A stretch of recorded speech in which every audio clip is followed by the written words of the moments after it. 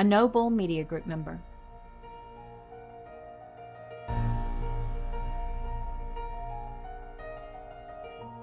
America's known our share of tyrants. In response to tyranny, we created one of the greatest guiding documents ever written by mankind. We stood for what was right. We've also made mistakes, but we corrected those mistakes by fighting for what was right both inside our borders and beyond. Today, America faces another challenge: Christian nationalism. Misguided faith and misguided patriotism justifying misguided deeds. Would turn the hearts of those who are in power and position to make decisions. That's the line. That's not who we are, America. The Constitution is as true today as the day it was ratified. America stands for freedom, and America stands for doing what's right. And it's time we start restoring the American dream. Hello, everybody, and welcome back to Restoring the American Dream. It's Brian and Michel. I'm here with Michael Faulkner, and we've got a new guest, Bob Orr. I'm going to hand it over to Michael in 1 second. I just want to say that thank you for joining us tonight. I don't know if you're watching this from YouTube or from X or from Twitch or from Facebook or whichever social media platform you're watching it from, but we hope you're enjoying it. If you like it, please subscribe to it or give us a follow on X or whatever. This is going to be a great discussion, and this is part two of a very, very important aspect of our elections in our country that we need to battle down, and that is Citizens United. So I'm going to hand it over to Michael. Everybody, thank you for joining us again tonight. And Michael, go ahead. Yeah, well, thank you, Brian. And, Bob, I'll tell you, we want to hear a little bit about your background, but I am so excited. This is why I got into this with Brian. It is to meet folk like you, to have guests like yourself on, because honestly, your background as a state Supreme Court justice is precisely what we need to hear. And so, Bob, if you don't mind, share with us just a little bit of your background, and then I want to ask you just a couple questions about states' rights versus federal rights, and then we can get into the subject a little bit more. Sure, Michael, it's a great pleasure to be on your show and be with Brian tonight and talk about a subject that really is important. I'm an old lawyer. Sam Ervin, the old former senator from North Carolina, always described himself as just a country lawyer, but I grew up in Western North Carolina, up in the mountains. I've been licensed as an attorney here in North Carolina for over 50 years. We elect judges in North Carolina. I never really expected to serve in that capacity, but I ended up and ran 5 statewide judicial elections, partisan elections, and lost the first one, but fortunately got a second bite at the apple and won 2 races for the Court of Appeals, which is our intermediate appellate court. And then I won 2 races for the North Carolina Supreme Court and served on that court for 10 years before retiring. So, I've been around the block in a lot of different ways. I spent 3 years in the Army early on, and I'm a UNC Tar Heel. And so happy to talk about sports anytime you want to. Well, although football's not the best Virginia Tech right Hokie, so that could be that will be an interesting conversation. And Michael's was a professional NFL player, so for a period of time. So yeah, man, wow. Go ahead, Michael. I'm sorry. That kind of got me. So Brian, I mean, Bob. The thing that I find interesting, so that when you were describing that, it's just amazing for me. And for folks that don't know, every state does, elections differently as it relates to the court. That's right. Correct. And so for North Carolina, it's a very interesting process for them to have elected judge and to go through an election process for the appellate court and then for the Supreme Court. That is amazing. Yes, we elect all our judges, the trial court to the top, and it actually goes back to the 1868 Reconstruction Constitution, which provided for the election of judges. And with the exception of about 8 years in the early 2000s, all of the elections have been partisan elections. That one period they ran unaffiliated, but it was switched back to partisan. Wow. Terrible system, but that's what we got. And so you know if for history geeks like myself, you look at that and you go, whoa, man, what does this mean? But it gets to the fundamental question of the Hawaii and their approach to basically ending corporate spending or limiting corporate spending or individual spending in elections. And Hawaii is coming out as a state.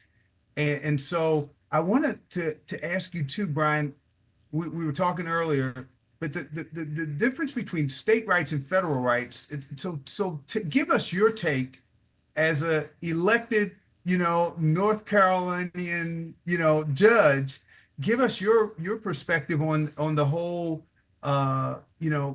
federal versus state rights issues as it relates to especially this issue.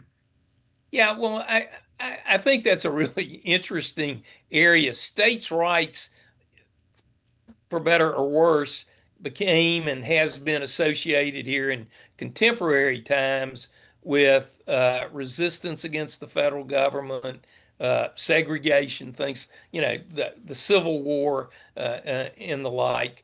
But we have to remember that 250 years ago, as we celebrate the Declaration of Independence, once we severed our ties with Great Britain, the 13 independent colonies were now independent states with no structure, no government. And so each of those original 13 states drafted a state constitution, 11 years before there was actually a United States Constitution. And so the mindset early on was that this is a republic. The independent states have granted power to the federal government ultimately through the United States Constitution. And of course, over the history of our country, more and more and more centralization of power has been residing in the federal government. And we now have a population of 330 million people. Invariably, a central government, a federal government, is going to be the repository of huge amounts of power. But I think the states, and I want to say there have been a number of cases where the current U.S. Supreme Court has said, well, this really isn't a federal question. This needs to go back to the states for them to answer it. The one caveat, though, is the United States Constitution trumps everything. So even though a state may pass a law or adopt a provision in the state constitution, it cannot give or violate the rights of its citizens if the federal constitution, protects or guarantees a specific right. So, in our Citizens United discussion, it's a federal constitutional First Amendment right, free speech and association. And so whatever the states may do, it just can't run afoul of the U.S. Constitution. And that's the hurdle that the Hawaiian state government is going to have to face ultimately is, does this attempt to put some limitations on corporate spending, and I'm assuming, I haven't seen the legislation, that it's independent expenditures, which is really what Citizens United was about. Can it fit in to the Supreme Court's interpretation and application of the First Amendment, freedom of speech, corporation? Well, Michael, I know we've talked about this. Because for those that didn't watch the first episode, should I play the video real quick? So, please. Yep. So just so folks that when we're talking about Hawaii, let me play a video real quickly so that you'll understand what they're doing and what they've done and why this is a wow moment. And that's why we're so lucky to have Bob on tonight. Let me go ahead and play that real quickly, and so you'll understand. To whom does this democracy, whose 250th anniversary we are celebrating this year, to whom does this democracy actually belong? Same question raised earlier this month by the Hawaiian Republican State Representative Kanani Souza as she opened the floor debate on a bill that effectively bans corporate spending on elections in her state. If you haven't seen Souza's speech, you absolutely should look it up and watch it. Here's a clip. Hawaii is not waiting for permission, not following the lead of others. We are leading. We are making history by restoring a fundamental truth. Power belongs to people, not corporations, especially political power. For too long, we have lived with a legal fiction that a corporation can stand shoulder to shoulder with a human being in the political arena, that it can spend without limit, influence without accountability, and project a voice so powerful that it overwhelms the very people our Constitution was written to protect. But here in Hawaii, we are not bound to accept that outcome as inevitable. This is a very big deal. Hawaii just did something remarkable and genuinely historic. It passed a bill into law with near unanimous bipartisan support that effectively bans corporations from spending money to influence state elections. And it did this by redefining what powers a corporation actually has. So I hope everybody watching this finds it as amazing as I do. I want to throw out two things real quick, Michael, and just kind of discussion points. Number one, as Restoring the American Dream, it passed by near unanimous support in the Hawaii. And she's a Republican, by the way. It passed by near unanimous support. And number two, what they did, which I hopefully Bob will be able to chat about this, but they redefined what a corporation is. I don't exactly understand the legal aspects of that, but there you go. So, folks, that's what we're talking about tonight. Go ahead, Michael. I'll let you take over from there. Yeah, and framing that, the reason that they were solving the problem that they're trying to solve is how much money is going into state elections and who is spending it and what are the limits and what controls does the state have in limiting who and how those contributions are made. In essence, it's the bedrock of election law in this country. And I think it's one of the most important issues that we're facing, because honestly, if elections can be bought by corporations or a big, power or broker individuals, we are toast, because then we're going to be, foreign governments can influence elections and so forth and so on. I mean, they don't have to do it with technology; they can do it with money. Yeah. And so that's why I'm on the soapbox, for this. And so Brian, Bob, that was my premise, and. Yeah, and you should be on the soapbox. We were talking before we went on camera. I honestly think the way Citizens United has been applied is an even greater threat to democracy than gerrymandering, which is a whole nother topic. And they're close. But we have to make a very clear distinction here. We're not talking about campaign contributions to a specific candidate, which I think the laws are pretty clear. States and the federal government, can regulate how much we give to any particular candidate, especially federal candidates. Yeah. Citizens United dealt with independent expenditures, and what they said was a corporation, which there's a lot of precedent that they have constitutional rights, as even though they're not real people, they're treated as such, but they said that an independent expenditure is your right to go out and spend however much money you want to advocate for an issue or against an issue or for a candidate or against a candidate. You just can't coordinate it or run it through the campaigns. And like a lot of cases, sometimes what I'm suspecting the Supreme Court thought was going to open the door a little, threw it wide open, and all of a sudden we had huge corporations, billionaires, dark money PACs, all Yep. of the Yep. independent expenditures coming into the election process, so that the individual contributor, you and me, to a Senate campaign, a Supreme Court candidate, is really becoming inconsequential, if you have this outside money pouring into these races. And that's the great danger. Most campaigns are fairly low dollar. Whether it's a congressional campaign or legislative, or in our state for the Supreme Court, we have a very hotly contested Supreme Court race right now.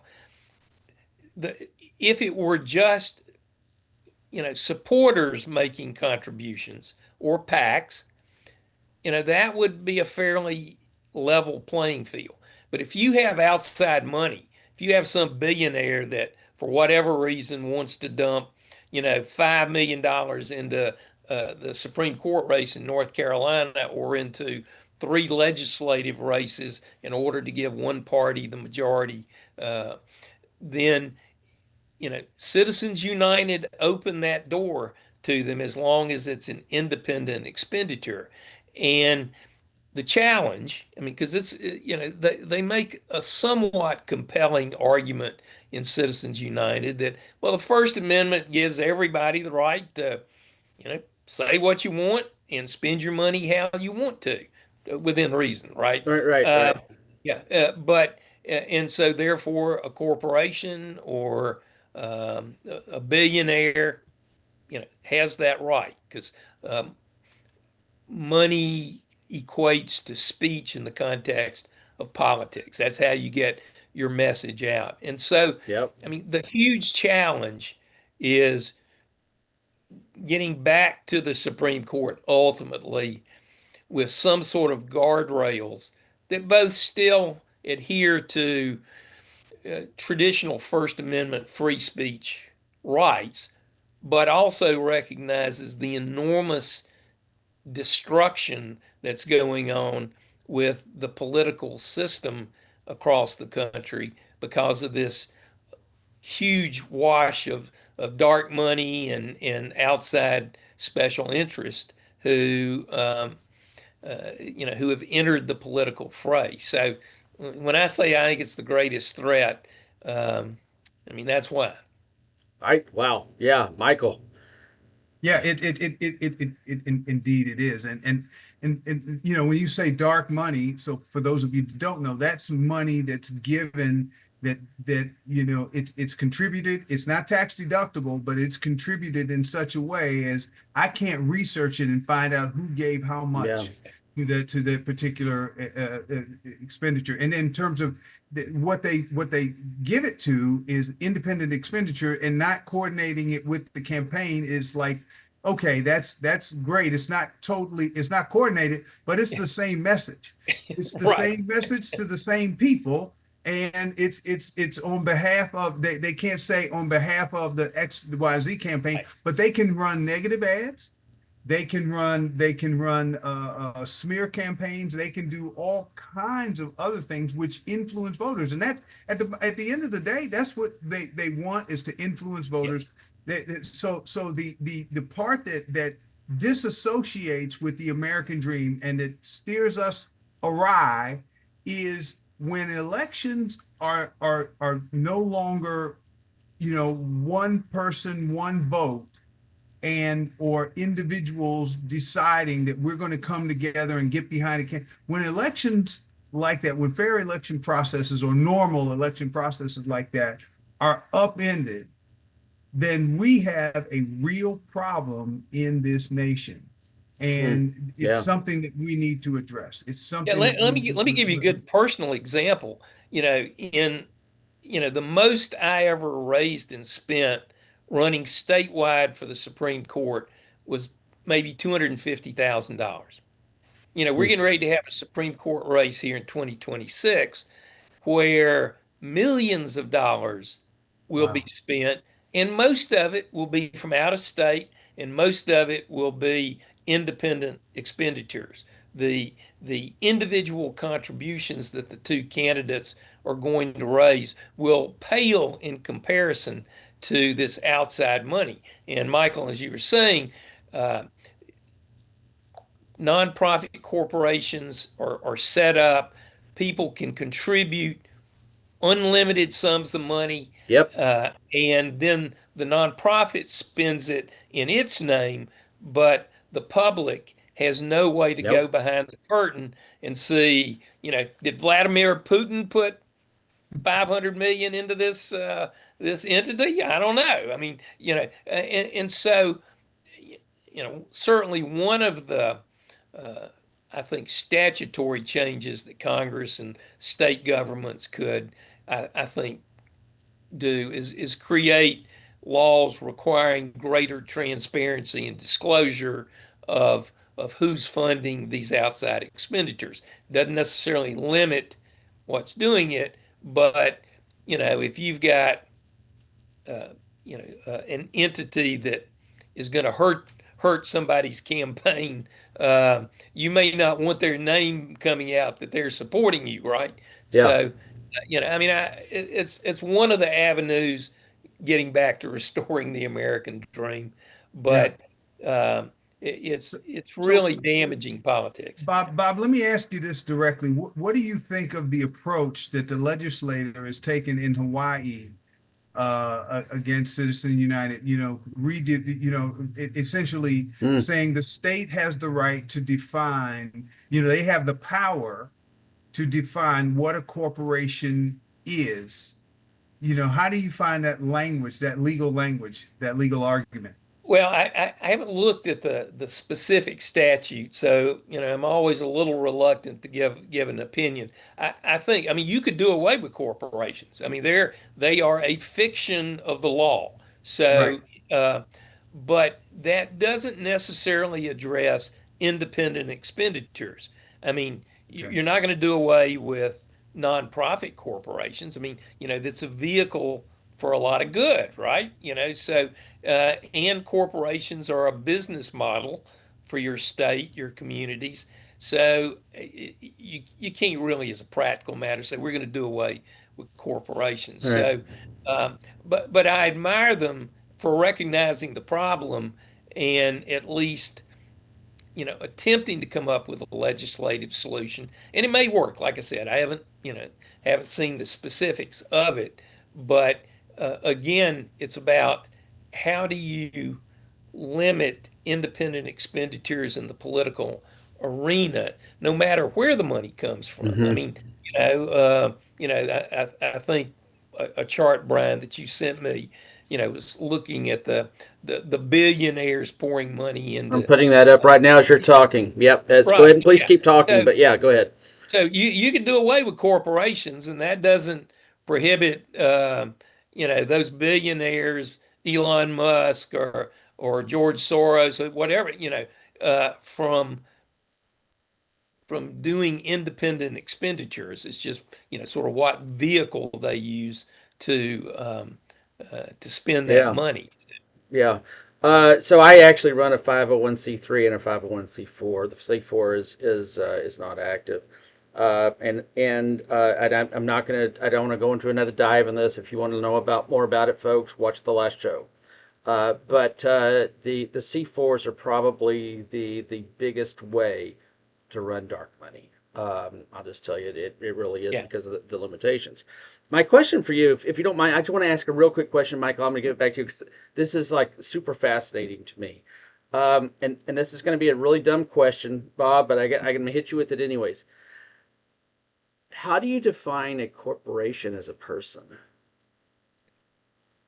Well, it's a fiction of the law, but it is a business model that has a long history of being used in commerce, and so it can operate a business just like you can operate a business as an individual, or you and Michael as partners. So I think over the years, in various cases, the question was, well, all right, what rights does the corporation have, which is owned by shareholders, By right? people, right? So, Yeah. it's not like it's an AI entity with no real people associated Right. with it. Not yet. Yeah, not Yeah. yet. Yeah. It's yeah, we're getting there, I guess. So I just think it's historically in the law, as cases have come up over the years, this business model has been recognized as having rights. And what Citizens United said was, all right, if you're XYZ corporation and you feel very strongly about tariffs, okay, you've got a right to spend your money in an independent expenditure Okay. advocating for Okay. tariffs or against tariffs. Okay. Yeah. Yeah. Go ahead, Michael. I'm sorry, I had to Yeah, ask and that. Yeah. no, it's important because at the end of the day, we're the election influence. The reason money is being spent is because you want to influence voters. Right. Because still at the ballot box, no matter how much is going into an independent expenditure, you still have people going to individuals going into a ballot box or mail-in ballot or whatever, and that person gets a vote. And that's why, what Bob was saying about gerrymandering is it's so tricky because that it injects politics into the equation and skews the amount of people in one district, in one direction or another, and it's purely political. It's cheating. And it It's is cheating. cheating. It is cheating. Well, Now, all right. Now, at one point, wait a minute. You hit my hot button here now. okay, All right. 'Cause I just spent 2 years litigating a case and losing it, trying to argue that it wasn't about drawing lines on a map. It's about individual elections for individual districts, and the manipulation of voter pools, which is what you're talking about, uh, in essence, rigs the outcome of the election by Yeah. Right. moving the right voters in the right proportion. You're going, and it's not. I want to emphasize, it's not the political party, it's the government doing it. They're the ones drawing the districts. Yeah. And so you have government rigging the elections, which is so fundamentally adverse to what the framers of our Constitution and the founders of our nation believed in, and that it is staggering to me that this is where we are. But that's for another and topic. now, in defense, it started, as a way to get more Black voters, to empower them in districts or in situations where their vote has historically not been counted or not been counted fairly, or where they were biased. And so there were a myriad of reasons that we got into the Voter Protection Act and so forth. Right. But VRA. Yeah. the cure has become worse than the disease. Yeah. Well, I would say, a slight disagreement with you, Michael. The use of race in creating districts under the Voting Rights Act, the Republican Party figured out, hey, if we pack enough Black voters into a district, they can elect a Black congressperson, but we're going to elect a bunch of our guys over here. Yeah, they get one, we get nine. Included. Yeah, and frankly, we've been gerrymandering in this country since Patrick Henry, in the very first creation of districts, tried to shaft James Madison out of a congressional seat. Okay? So, but where we are now technologically, you can create a district using computers and various political algorithms that I mean, I had a political consultant tell me that he had 2,000 data points on every voter in the state. Now, you think about that. You know, he knew more about each of us than our spouses did, right? You know, I mean, and so you use that data in computer technology, and all of a sudden you've got a district that your political party, no matter whether it's one controlled by Republicans or one controlled by Democrats, you know, you can't beat me, you That's know, right. and like I say, you don't have to steal all the votes. You only have to steal the margin of victory, right? You know, so it is rigging elections. We got to get the American public to recognize that. And I know we have to close up, but I just want to say too a couple of things. Number one, you can buy that information. We did. We Yeah. did. As Alliance Party, you can buy all that information. It's for sale. So does that mean that our elections are for sale? I don't know. Yes. There's a deep thought. Yeah, listen, it's really tough. You know, look, I ran as a Republican, a conservative Republican in New York City. Okay, so the talk about the deck being stacked against me. However, in specific areas where I was trying to make some headway in specific districts, we could have, you know, we had those data points, and we needed those data points, and that information became power. And I was blocked out of receiving any of that information and any of that help. But Oh boy, now you're crossing over into one of my hot buttons, which we're not going to be able to get to tonight. But now you're hitting one of my hot buttons because we got blackballed too. So yes, and it happens. We have to shut this down. We're already over time. We got to have Bob back on. Michael, oh Yes, my we do. gosh. Yeah, Yes, we do. absolutely. And we have to do one on gerrymandering. And oh my Lord, you better buckle down the hatches because it's gonna get loud and heated with this. Folks, everybody, I'm sorry this ran a little bit over, but my gosh, we could sit here and talk about this for another hour or two. If you're watching this again, I don't know if you're watching on YouTube or X or Twitch or where you're watching it from, but if you're on YouTube, subscribe to our channel. You'll get this. You'll get Thursday Thoughts. You'll get the Political Arena, which is all politics. You'll get the Hinge of History, which is absolutely no politics and all about AI. And let me just warn you that the reality of AI is coming to us, America, whether you want it to or not. Our show tonight was fabulous, wonderful. Michael, like I said, we've got to get him back on. Bob, you were incredible. And thank you, everybody, for joining us tonight. It was, man, it's like reading an encyclopedia that quickly. You know, just so much information. It was a lot of fun. So thanks, Michael. Thanks, Bob. Oh my gosh, what a great meeting. Thanks, everybody, for joining us tonight, and we'll see you next time. You've been watching Reverend Michael's Restoring the American Dream. The No Bull Media Group is on all major social media platforms. Make sure to give us a follow so you can watch this show and many others. A No Bull Media Group member.